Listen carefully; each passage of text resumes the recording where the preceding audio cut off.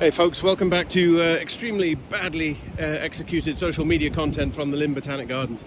The reason for that is that basically, if it's poorly executed, I'm more likely to keep doing it because it's quicker and it's easier. So, I did say I was done with updates from the bamboo garden and the long pond for now, which I am.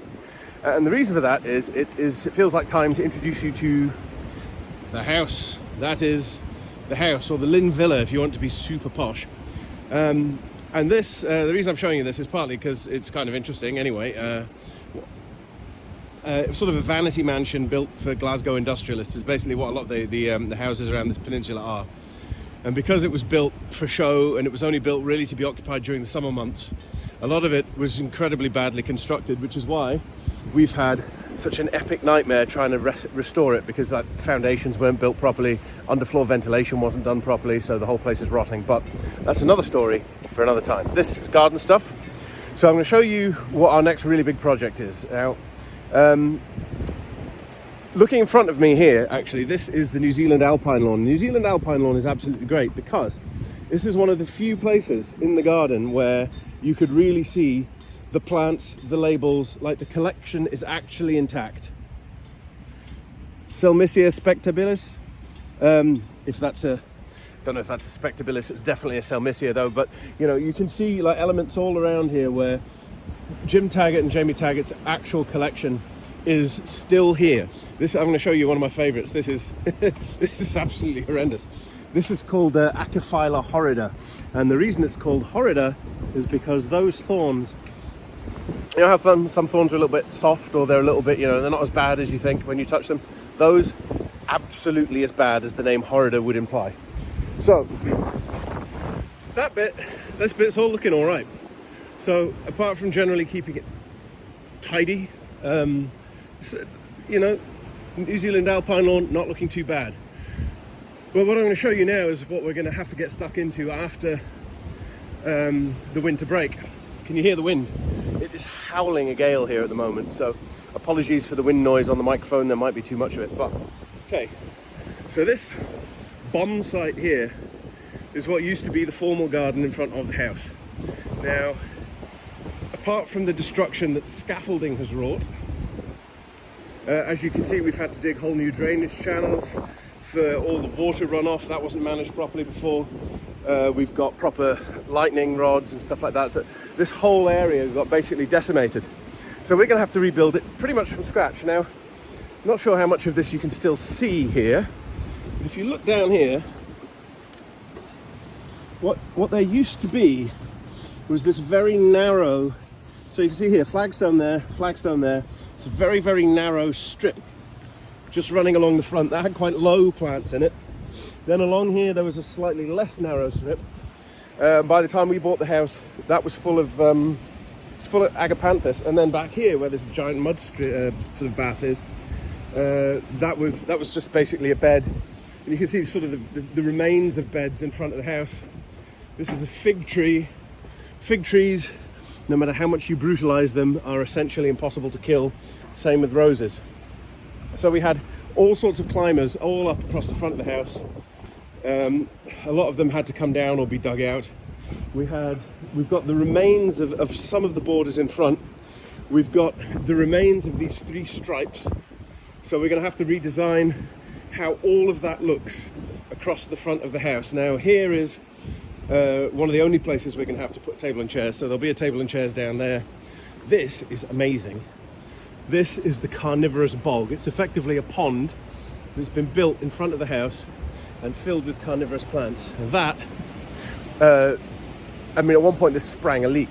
We had to drop everything we were doing, scoop it all out into a false pond, reline it, as you can see, until we put the new paving down. The liner is still loose. Reline it and slop it all back in again. And believe me, bog stuff like that, it stinks. Anyway. So we'll have a bit of formal garden along there, this thing, and then this here was a sort of a gravel border going around the house.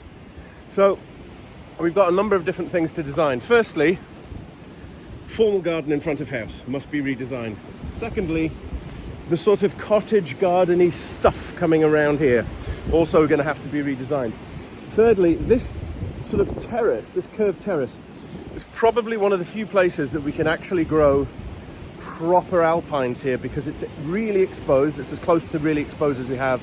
Sunny, windy. We can dig in a little bit of calcifying agent to make that, because all the soil around here is really acid, and for a lot of mountain plants they like slightly more alkaline soils. So because this is quite an isolated little bit, I think there's a good chance that we might be able to just put some soil treatment in there and grow something that might not like the actual soil conditions in the rest of the garden.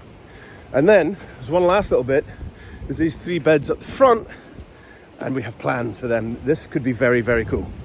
So